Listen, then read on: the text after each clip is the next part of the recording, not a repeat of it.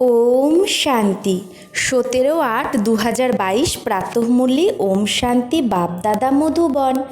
বাবা বলেছে, মিঠে বাচ্চে, বাবা তোমাদের বেহদের সমাচার শোনাতে এসেছে। তোমরা এখন সদর্শন চক্রধারী হয়েছ। তোমাদের এখন 84 জন্মের কাহিনী স্মৃতিতে রাখা উচিত আর সবাইকে এই স্মৃতি দেওয়া উচিত। প্রশ্ন: শিব বাবার প্রথম বাচ্চা ব্রহ্মাকে বলবে, বিষ্ণুকে নয়, কেন? উত্তর: কারণ শিব বাবা ব্রহ্মার দ্বারাই ব্রাহ্মণ সম্প্রদায় রচনা করে। যদি বিষ্ণুকে বাচ্চা বলে তাহলে তো তারও সম্প্রদায় হওয়া উচিত, কিন্তু বিষ্ণুর থেকে কোনো সম্প্রদায় হয় না। বিষ্ণুকে কেউ মাম্মা বাবাও বলে না। যখন তারা লক্ষ্মীনারায়ণের রূপে মহারাজা মহারানী হয় তখন তাদের যে সন্তান হয় তারা তাদের মা বাবা বলে। ব্রহ্মার দ্বারাই তো ব্রাহ্মণ সম্প্রদায়ে সৃষ্টি হয়। গীত: তুমি হো মাতা পিতা, পিতা তুমি হো বন্ধু, সখা তুমি হো। ওম শান্তি। বাবা বসে বাচ্চাদের বোঝায় যে কোনো গুরু গোসাই এইরকম বলতে পারে না যে বাবা বাচ্চাদেরকে বোঝায়, তাই না? গুরু গোসাই বলবে যে আমি বাচ্চাদের বোঝাই, বলতে পারে না। বাবা বাচ্চাদের কি বোঝায়? কনসা বাপ হে, কোন বাবা? এটা তো শুধু তোমরাই জানো, আর কোনো সৎসঙ্গে এইরকম বলে না। ভলে সাই বাবা, মেহের বাবা বলে, কিন্তু তারা কিছুই বোঝে না, যা মুখে আসে তাই বলে। তোমরা জানো এই হলো বেহদের বাবা, বেহদের সমাচার শোনায়। এক হয় হদের সমাচার আর দ্বিতীয় হয় বেহদের সমাচার। এই দুনিয়ায় কেউ এরই বেহদের সমাচার জানে না। বাবা বলে, তোমাদের আমি বেহদের সমাচার শোনাই, যে তোমাদের সৃষ্টির আদি মধ্যের অন্তের জ্ঞান তোমাদের বুদ্ধিতে চলে আসে। বাবা এমন বেহদের সমাচার শোনায় যে আমাদের মধ্যে সৃষ্টির আদি মধ্য অন্তের জ্ঞান বুদ্ধিতে চলে আসে। তোমরা জানো বরাবর বাবা নিজের পরিচয় দিয়েছে, আর সৃষ্টিচক্র কি করে ঘোরে সেটাও যথার্থ রীতি বাবা বুঝিয়েছে। সেটা বুঝেই আমরা অন্যকে বোঝাই। বীজ কো परमपिता परमात्मा বা বাপ कहते हैं, তো বীজকে কি বলে? পরম পিতা পরমাত্মা বা বাবা, আর আমরা হলাম তার বাচ্চা, আত্মারা। তোমাদের বাচ্চাদের বুদ্ধিতে আছে যে আমরা আত্মারা পরমাত্মার সন্তান। পরম পিতা পরমাত্মা পরম ধামে থাকে। তো বাবা আমাদের মূল বতনের সমাচার জানিয়েছে, কিভাবে এই সারা মালা তৈরি হয়, তাই না? রুদ্রমালার আমরা দানা। প্রথমে বাবা বোঝায়, আমি তোমাদের বাবা আর আমি পরম ধামে থাকি। আমাকেই নলেজ ফুল, ব্লিস ফুল বলা হয়। আমি এসে তোমাদের আত্মাদের পবিত্রতা, সুখ, শান্তির বর্ষা দিই। বাচ্চাদের বুদ্ধিতে এই জ্ঞানগুলো ঘুরতে থাকে। আমরা আসলে কোথায় থাকতাম? আমরা সব আত্মাদেরকে এই দুনিয়াতেই পাঠ বাজাতে হয়। পাঠের রহস্য কেউ জানে না, শুধু এমনিই বলে দেয় পুনর্জন্ম লেঙ্গে, বলে দেয় পুনর্জন্ম নেবে। আত্মা এতটা জন্ম নেয় সেটা আমরা জানি। কত জন্ম নেয়? ম্যাক্সিমাম 84 জন্ম। কেউ তো 84 লাখ জন্ম বলে। কাউকে বোঝাও তো সে বুঝে যাবে যে না, সত্যি তো 84 জন্মটাই ঠিক। 84 জন্ম কিভাবে নেয় এটা বুদ্ধিতে হওয়া উচিত।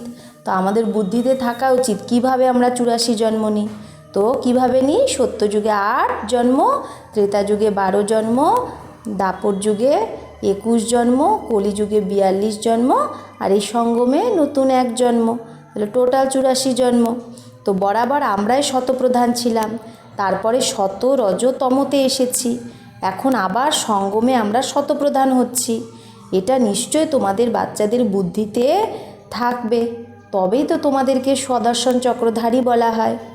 এই কথাটা খুবই সহজ, যে বয়স্ক মাতারাও এটা বোঝাতে পারে যে বরাবর আমরাই 84 জন্ম নিয়েছি, আর অন্য কোনো ধর্মের মানুষ 84 জন্ম নেয়নি। মানে যারা আদি সনাতন দেবী দেবতা ধর্মের ছিল তারাই 84 জন্ম নিয়েছে। তো এটাও বোঝাতে হয় যে এখন আমরা ব্রাহ্মণ হয়েছি, এরপরে দেবতা, ক্ষত্রিয়, বৈশ্য, শূদ্র হব। উঁচু থেকে উঁচু হলো শিব বাবা। এটা এখন তোমাদের বুদ্ধিতে আছে যে এইভাবে আমরা পুনর্জন্ম নিই।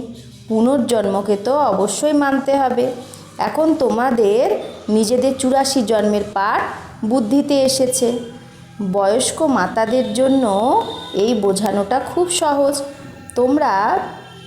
তোমাদের কোনো বই আদি পড়ার দরকার নেই। বাবা বোঝায় তোমরা 84 জন্ম কিভাবে নাও। তোমরাই দেবী দেবতা ছিলে। তখন 8 জন্ম সত্যযুগে, 12 জন্ম ত্রেতা যুগে, আর দাপর কলিযুগে কত 21 আর 42, 63 জন্ম নিয়েছ। আর এই এক জন্ম সঙ্গমে, এটা হলো সব থেকে উঁচু জন্ম। তো সহজ তোমরা বোঝাও না। কুরুক্ষেত্রে বুড়ি মাতায় भी समझती हो না। তো বাবা বলছে বুড়ি মাতা, বয়স্ক মাতারা কুরুক্ষেত্র যুদ্ধের কথা তো জানো। কুরুক্ষেত্রের নাম তো খুবই পরিচিত। বাস্তবে এই কুরুক্ষেত্র কোনটা? এই সারা কর্মক্ষেত্রটাই কুরুক্ষেত্র। আর যে কুরুক্ষেত্রের কথা গীতায় লেখা আছে সেটা তো একটা গ্রাম। এই সারা কর্ম করার ক্ষেত্রটাই হলো কুরুক্ষেত্র। আর এই কর্মক্ষেত্রে এখনও লড়াই লাগেনি। তোমরা এই সারা কুরুক্ষেত্রকে জানো। আর বসতে তো হবে তোমাদের এক জায়গাতেই, তাই না? এক জায়গায় বসেই তো জ্ঞানটা শুনবো। বাবা বলে এই সারা কর্মক্ষেত্রে এখন রাবণের রাজ্য। রাবণকে জ্বালায়ও এখানেই। কোথায়? ভারতেই তো রাবণকে জ্বালায়। রাবণের জন্ম এখানেই হয়। এইখানেই শিব বাবার জন্ম হয়। মানে ভারতেই শিব বাবা অবতরিত হয়, আবার ভারতেই রাবণের জন্ম হয়। মানে 5 বিকার দেবী দেবতারাই তো প্রথমে 5 বিকারের বশীভূত হয়। তো বাবা বলছে আবার এই ভারতেই দেবী দেবতারা ছিল। আবার সেই দেবী দেবতারাই প্রথমে বাম মার্গে চলে যায়, অর্থাৎ দাপরে, বিকারে। বাবাও এই ভারতেই আসে। তাই ভারতের অনেক মহিমা। বাবা ভারতে এসেই বোঝায়, বাচ্চা তুমি 5000 বছর আগে আদি সনাতন দেবী দেবতা ধর্মের ছিলে, রাজ্য করতে। আর সেই দেবী দেবতা ধর্মে প্রথমে নাম্বার লক্ষ্মীনারায়ণ বিশ্বের ওপর রাজত্ব করত। তাদের 5000 বছর হলো এই পৃথিবীতে তারা রাজত্ব করত। তাদের বিশ্ব মহারাজা, বিশ্ব মহারানী বলা হতো। সেখানে কোনো অন্য ধর্ম ছিল না। তো যে রাজাই হবে তারা বিশ্ব মহারাজানি তাদেরকে বলা হবে। সত্যযুগে তখন তাদের বিশ্ব মহারাজাই বলা হবে। তারপরে ধীরে ধীরে মানে বিশ্বের মহারাজা তারা। তারপরে কি হয়ে যায় ধীরে ধীরে যে এই রাজ্যের রাজা, এই গ্রামের রাজা, এরকম বলা হয়। ধীরে ধীরে কি হয়, বিশ্ব থেকে আমরা খণ্ডে খণ্ডে বিভক্ত হয়ে যাই। তোমরা জানো আমরা তো এখন বিশ্বের রাজ্য নিচ্ছি, পুরো বিশ্বের মালিক হব। বাবা বোঝায় তোমরা যমুনার কিনারায় রাজত্ব করবে, তাই না? যমুনার কিনারাতেই তো স্বর্গ হবে। তো বুদ্ধিতে এটা ইয়াদ রাখা উচিত যে 4টে যুগ আর 4টে বর্ণ, আর 5 নাম্বার এটা লিপ যুগ, এই সঙ্গম যুগ, যাকে কেউ জানে না। মুখ্য হলো ব্রাহ্মণ ধর্ম। ব্রহ্মা মুখ বংশাবলী ব্রাহ্মণ। ব্রহ্মা কবে এসেছে? নিশ্চয় যখন বাবা সৃষ্টি রচনা করেছে তো প্রথমে ব্রাহ্মণ চাই। তো এটা হলো ডাইরেক্ট ব্রহ্মার মুখ বংশাবলী, আমরা ব্রাহ্মণ। ব্রহ্মা হলো শিব বাবার প্রথম বাচ্চা। তো বাবা বলছে বিষ্ণুকে কি বাচ্চা বলবে না? যদি বাচ্চা হয় তাহলে বিষ্ণুর থেকেও তো সম্প্রদায় সৃষ্টি হবে, কিন্তু বিষ্ণু সম্প্রদায়ের তো সৃষ্টি হয় না। না, তা বিষ্ণুকে কেউ মা বাবা বলে। তারা যখন মহারাজা মহারানী হবে, কারা? যখন রাধা কৃষ্ণ যখন মহারাজা মহারানী সিংহাসনে বসবে, তখন তাদের একটা বাচ্চা হবে, একটা ছেলে হবে, একটা মেয়ে হবে। তো এটাই তো কর্মভূমি। পরমপিতা পরমাত্মাকেও এসে এখানে কর্ম করতে হয়, না হলে এসে কি করবে? যে তার এত মহিমা কেন হয়? নিশ্চয়ই সে এসে কিছু করেছে। কি করেছে? পতিত দুনিয়াকে পাবন বানিয়েছে। তোমরা দেখো শিব জয়ন্তীও গাওয়া হয়। ভলে শিব পুরাণ লেখে, কিন্তু সেই শিব পুরাণে কিছুই বোঝা যায় না। মুখ্য হলো গীতা। তোমরা ভালোভাবে বুঝে গেছো যে কিভাবে শিব বাবা আসে। ব্রহ্মাও তো অবশ্যই চাই। এখন ব্রহ্মা কোথা থেকে আসবে? সূক্ষ্মবতনে তো সম্পূর্ণ ব্রহ্মা থাকে। এই ব্যাপারে লোকে আটকে যায়, মানে কনফিউজড হয়ে যায়। ব্রহ্মার কর্তব্য কী? সূক্ষ্মবতনে থেকে সে কি করে? বাবা বোঝায় যখন ব্রহ্মা ব্যক্ত রূপে থাকে তখনই তার দ্বারা আমি জ্ঞান দিই। ব্যক্ত রূপে মানে এই সাকার সৃষ্টিতে থাকে। তারপরে সেই ব্যক্ত ব্রহ্মায় জ্ঞান নিতে নিতে ফরিস্তা হয়ে যায়, তখন সে অব্যক্ত লোকে যায়। সেটা হলো তার সম্পূর্ণ রূপ। वैसे मम्मा का भी है, মাম্মারও এরকম, তোমাদেরও সম্পূর্ণ রূপ হয়ে যায়। তো আমাদের সবার সম্পূর্ণ রূপ কোথায় আছে? সূক্ষ্মবতনে। তো বয়স্ক বয়স্ক মাতারা শুধু এইটুকু যেন ধারণ করে যে আমরা কিভাবে 84 জন্ম নিই। এটাও বোঝানো হয় যে বাবা কর্মক্ষেত্রে পার্ট বাজানোর জন্য আমাদের পাঠিয়ে দেয়। হ্যাঁ, পরমধাম থেকে পাঠায় না কর্মক্ষেত্রে নাটক করার জন্য। তো মুখ দিয়ে কিছু বলার দরকার নেই, ये भी ड्रामा बना हुआ है। তো বলছে যে পরম ধাম থেকে যখন আমরা আত্মারা নিচে পাট বাজাতে আসি তখন মুখ দিয়ে কিছু বলার দরকার নেই যে হ্যাঁ পরমাত্মা আমাদের মুখ দিয়ে বলে যে যাও, সেরকম না। এটা ড্রামায় বানানো আছে। ড্রামার যখন যা সময় হয় সে ঠিক পরম ধাম থেকে নিচে নেমে আসে। তো ড্রামা অনুসারে প্রত্যেককে নিজে নিজের সময়ে আসতেই হয়, তাই না? তো বাবা বসে বোঝায় যে সৃষ্টির আদিতে প্রথমে প্রথমে কে ছিল আর অন্তে কে ছিল। অন্তে সারা সম্প্রদায় জর্জরীভূত অবস্থায় হয়ে যায়। বাকি এরকম না যে প্রলয় হয়ে যায় তারপরে শ্রীকৃষ্ণ আঙ্গুল চুষতে চুষতে আসে, এরকম হয় না। বাবা ব্রহ্মা দ্বারা স্থাপনা করে নতুন সম্প্রদায়ের। পরমপিতা পরমাত্মা এই দৈবী সৃষ্টি রচনা কিভাবে করে এটা তোমরাই জানো। মানুষ তো কৃষ্ণকে ভগবান ভেবে বসে আছে। তোমরা জানো বাবাই হলো পতিত পাবন। অন্তেই বাবা আসে পাবন বানাতে। যে কল্প আগে পাবন হয়েছিল সেই আবার এই জ্ঞান শুনতে আসবে, এসে ব্রহ্মার মুখ বংশাবলী হবে আর পুরুষার্থ করে শিব বাবার থেকে নিজের সম্পত্তি নেবে।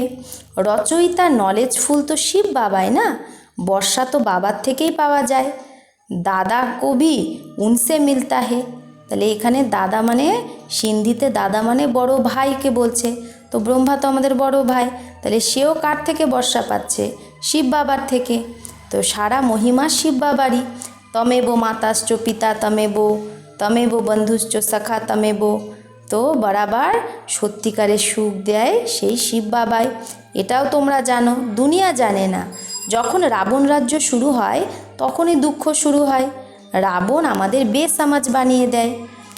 बालक में बाबा बोलছে যখন बालक में जब तक विकारों की प्रवेशता नहीं है तो उनको महात्मा समान कहते हैं। যতক্ষণ পর্যন্ত বিকারে যায় না ততক্ষণ পর্যন্ত তাকে মহাত্মার সাথে তুলনা করা হয়, বলে না মহাত্মার সমান পবিত্র।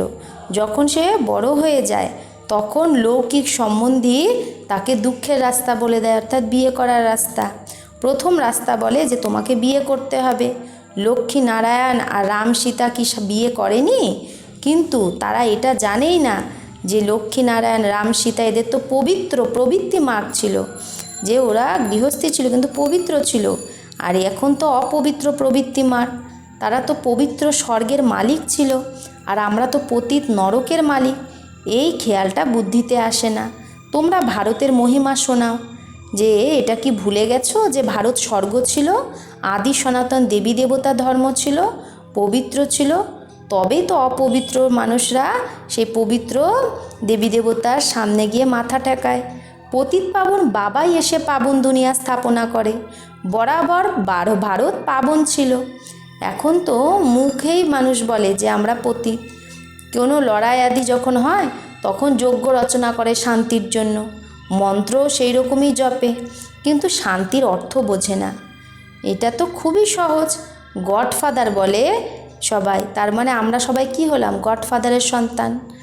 আমাদের সবার বাবা সে, তাহলে আমরা সবাই কি হলাম? ভাই ভাই। বরাবর আমরা প্রজাপিতা ব্রহ্মার মুখ বংশাবলী ভাই বোন। সত্যযুগে তো মুখ বংশাবলী হয় না, শুধু সঙ্গমেই মুখ বংশাবলী হওয়ার কারণে আমাদের ভাই বোন বলে। বাবা বলে আমি কল্পে কল্পে কল্পের সঙ্গম যুগে সাধারণ বৃদ্ধের তনে প্রবেশ করি, যার নাম আমি ব্রহ্মা রাখি।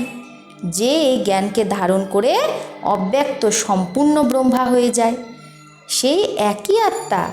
এখানে দ্বিতীয় কোনো ব্যাপার নেই। সেই আত্মাটাই, ব্রহ্মার আত্মাটাই জ্ঞান ধারণ করে সম্পূর্ণ ফরিস্তা হয়ে যায়। ব্রাহ্মণ সেই আবার দেবতা হয়, চক্র লাগিয়ে অন্তে এসে আবার শূদ্র হয়, আবার ব্রহ্মা দ্বারা বাবা ব্রাহ্মণ রচনা করে। তো বাবা বলছে যারা বয়স্ক মাতা তাদের ওপর ব্রাহ্মণীদের মেহনত করতে হবে, যে আমরা 84 জন্ম পুরো কিভাবে করলাম এটা তো বুঝতে পারো না। বাবা বলে আমাকে ইয়াদ করো, এই যোগ অগ্নির দ্বারাই বিকর্ম বিনাশ হবে। সব আত্মাদের বাবা বলে মা মেকম ইয়াদ করো। শিব বাবা বলে তোমরা হলে লাক্কি সিতারে। হ্যাঁ, আমরা কত ভাগ্যশালী সিতারা। হে শালিগ্রামও, বাবা আমাদের বলে হে লাক্কি সিতারা, হে শালিগ্রাম, তোমাদের আত্মাদের বুদ্ধিতে আমি এই জ্ঞান ভরিয়ে দিচ্ছি। আত্মাই শোনে, পরমাত্মা বাবা শোনায় ব্রহ্মার মুখ দ্বারা। ব্রহ্মা দ্বারা স্থাপনা, তো নিশ্চয়ই মানুষই হবে, আর বয়স্কই হবে সে ব্রহ্মা। ব্রহ্মাকে সবসময় বয়স্কই দেখায়, কৃষ্ণকে ছোট ভাবে। ব্রহ্মাকে কখনো ছোট বাচ্চা বলে না, তার ছোট রূপ বানাই না। কেন বানায় না? কারণ দাদা লেকরাজের যখন 60 বছর বয়স হয়েছে তখনই তো শিব বাবা তার তনে প্রবেশ করে তার নাম রেখেছে ব্রহ্মা। তাহলে সে ব্রহ্মা কখন হলো? 60 বছর বয়সে। তাই ব্রহ্মাকে কখনো বাচ্চা দেখায় না, বয়স্কই দেখায়। যেরকম লক্ষ্মীনারায়ণেরও ছোট রূপ দেখায় না, সেরকম ব্রহ্মারও দেখায় না। তাহলে লক্ষ্মীনারায়ণের ছোট রূপ কি? রাধা আর কৃষ্ণ। তো বাবা নিজে বলে আমি বৃদ্ধের তনে আসি। তো তোমাদের বাচ্চাদের এই মন্ত্রটাই অন্যদের শোনাতে থাকতে হবে।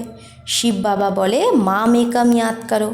শিবকে, ব্রহ্মাকেও, শিবকেও বাবা বলে, ব্রহ্মাকেও বাবা বলে, কিন্তু শঙ্করকে তো বাবা বলে না। আর মানুষ তো শিব আর শঙ্করকে এক করে দেয়, ভাবে শিব আর শঙ্কর একই। তো এটাও তাদের বুদ্ধিতে বসাতে হবে যে শিব আলাদা, শঙ্কর আলাদা। শঙ্কর তো দেহধারী আর শিব তো নিরাকার। আত্মাদের বাবা এখন পরমপিতা পরমাত্মা এসেছে। তো এরকম সহজ কথা বয়স্ক মাতাদের বোঝাতে হবে। বাবা প্রশ্ন জিজ্ঞেস করে যে আগে তুমকো क्या बनाया था, তো ইতনা তো কহে কি সুদর্শন চক্রধারী বনে থে। যে বাবা জিজ্ঞেস করবে, হ্যাঁ, বয়স্ক মাতাদের যে তোমাদের 5000 বছর আগে কি বানিয়েছিলাম, তাহলে তারা যেন বলতে পারে যে বাবা 5000 বছর আগে তুমি আমাদের সুদর্শন চক্রধারী বানিয়েছিলে। বাবাকে আর চক্রকে ইয়াদ করলে তোমরা রুহানি বিদেশে চলে যাবে, মানে পরমধামে। তো বাবা বলছে এমনি ফরেন তো কত দূর দেশ, আর আমরা আত্মারাও সব দূর দেশেই থাকি। আমাদের ঘর দেখো কোথায়, সূর্য চাঁদের থেকেও ওপরে, যেখানে কোনো গম নেই, দুঃখ নেই। এখন তোমাদের আত্মাদের ঘরের স্মৃতি এসেছে, আমরা সেখানে অশরীরী ছিলাম, মানে কোনো শরীর ছিল না পরমধামে। এই খুশি হওয়া উচিত যে আমরা এখন নিজের ঘরে যাচ্ছি। বাবার ঘর মানেই আমাদের ঘর। বাবা বলে আমাকে ইয়াদ করো আর নিজের মুক্তিধামকে ইয়াদ করো। সায়েন্স অহংকারী, তো পরমাত্মাকে একদমই জানে না।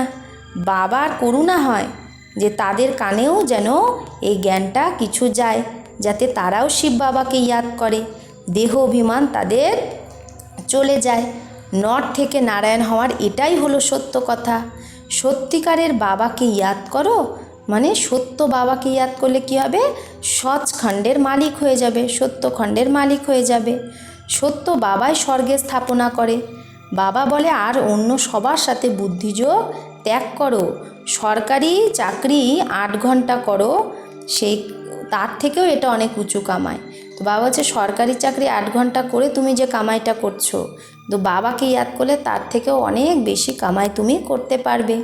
বাবা বলছে যেখানেই যাও বুদ্ধিতে শুধু এটা ইয়াদ করতে থাকো, বাবাকে ইয়াদ করো। তোমরা তো কর্মযোগী, কত সহজ বাবা বোঝায়। বাবা বলে কর্ম করতেও বাবাকে ইয়াদ করো। তো বাবা বলছে বয়স্কদের দেখে বাবা খুব খুশি হয়, বয়স্ক মাতাদের দেখে, কারণ তাও তো তারা কি আমাদেরই তো হোমোজিন্স না। তাহলে আমি নিজে মালিক হব আর হোমোজিন্স মালিক হবে না, এটা তো ঠিক না। তো বয়স্ক মাতারাও বিশ্বের মালিক হতে পারবে। বাবা হলো অবিনাশী জ্ঞান সার্জেন। জ্ঞান ইঞ্জেকশান সদ্গুরু দেয়, আর অজ্ঞান অন্ধকার তখন বিনাশ হয়। তাহলে বাবা কি দিচ্ছে আমাদের? জ্ঞান রূপী ইঞ্জেকশান। তোমাদের অজ্ঞান এখন দূর হয়ে গেছে, বুদ্ধিতে জ্ঞান চলে এসেছে, তোমরা এখন সব কিছু জেনে গেছো। अच्छा, मीठे मीठे सिकिलधे बच्चों प्रति माता पिता बाप दादा का याद प्यार और गुड मॉर्निंग। रूहानी बाप की रूहानी बच्चों को नमस्ते।